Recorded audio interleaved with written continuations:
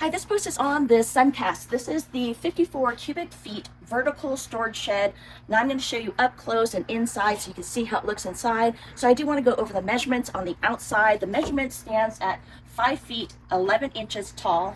The width from here to here is 4 feet 3 inches, and the depth from the front to the back is 2 feet 6 inches. Now this is made in the United States. It is weather resistant, so it can handle any hail, rain, bright sun. It also is UV protected, so you know that your stuff inside can be protected. So this is a low maintenance storage shed. All you have to do basically is just rinse it off with a hose and just wipe it down with a cloth if you want to wash it. But let me go ahead and show you up close and inside. So let's take a closer look at the front part here. So this is again made out of a weather resistant material. So it has the design even on the back side. And so if that is showing, you still have that nice design. And then let's go to the front. And on the front, it has these lockable holes here. So you can lock the doors, and it has a top and bottom hole right there, so you're able to lock it if you wanted to. And then it also has like a close, shut, stay shut door, and this just keeps the door shut if it's really windy. And then looking at the top here, so the top has even a nice design on the top, and it has a slant to it so that no water, rain, or snow will accumulate on the top. And then outside here has these metal hinges. So let's go ahead and open up the door. And this is inside, but I do want to show you the thickness of the shed. This is the thickness of it. And then opening up both doors, you're going to see how big the shed looks like. So both of these doors, they do open up, and they are secured with this metal hinge here.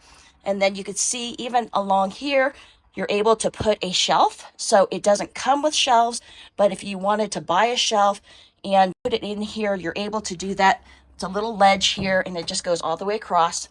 So you're able to do 3 shelves if you wanted to. You're able to drill if you wanted to hooks, or they even have like a basket as an accessory that you could buy. And then down here, this is the floor here, and it's best to have it on a level ground, and it has a nice ramp. If you have anything with wheels that you want to put inside here, you're able to do that. And then if you wanted to anchor this to the ground, you have these holes here, and they are not open, but if you wanted to drill down through the plastic into the ground, you're able to anchor it if you wanted to anchor this to the ground. And then if it is windy or if there's rain, it does have this little door here that comes and overlaps one another. So that's a good way to keep out any rain. So now the next thing is, what can you put in here? So I'm going to go ahead and show you what you can put in here and also what doesn't fit in here.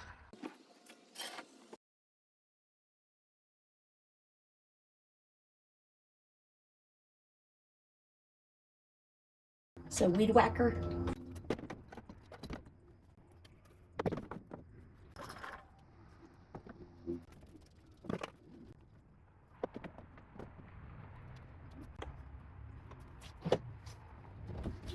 So what I want to do is measure the inside so you can see how big it is on the inside.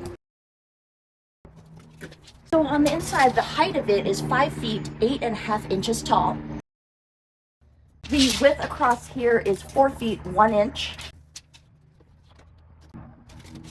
And the inside from the front to the back is 2 feet 4 inches. So you can see how it's easy to come in here for me and be able to fit in here, but I do want to let you know things that cannot fit in here. So I do have a 96-gallon garbage can, and this does not fit inside. This 96-gallon trash can does not fit inside. And the other question was, are you able to put a lawnmower inside here? So I do have my lawnmower inside, however the handle and the wheels, it's at a diagonal angle here. It does not fit, but if you fold up the handle to the lawnmower, it would fit. So please measure your items that you want to put in the shed prior to getting it. So it does fit a lawnmower if you do take off the handle. So I hope I was able to show you up close this Suncast 54 cubic feet vertical shed. I hope it helps you in your decision. Thanks so much for watching. So I did assemble this by myself, but it's a lot easier if you do have someone to assemble it with you so that they can hold up the side panels. But I used a chair and also a dolly to hold up the side panels. And then each one of the panels, they have either a name to it, like front, back, side, or they also have lettering. And all you have to do is slide this inside the slots, and then the back side here, you just put these slots inside, and then you take your rubber mallet and you hammer the top into the slots at the bottom. And then inside this bag, it holds the screws, the washers, the hooks, the door hinges, the handles, and also the other items that are connected to the shed. And basically, I'm just putting the screws inside here and looking at the directions. Everything goes in nice and smoothly. And like I said, it does help if you do have two people that can kind of hold even this door here. And then you just screw in the back hinges to the door. And then next I'll be putting on the rooftop here, and I'll be showing you how you put these little hooks onto the back part here, and then you push the top of the roof lid onto these hooks where it holds on to the roof of the shed. Then after all the panels and the roof are put together, all you have to do is put on the metal rod here, and then you just put on the handle and also the door closer, and that is it. You are done.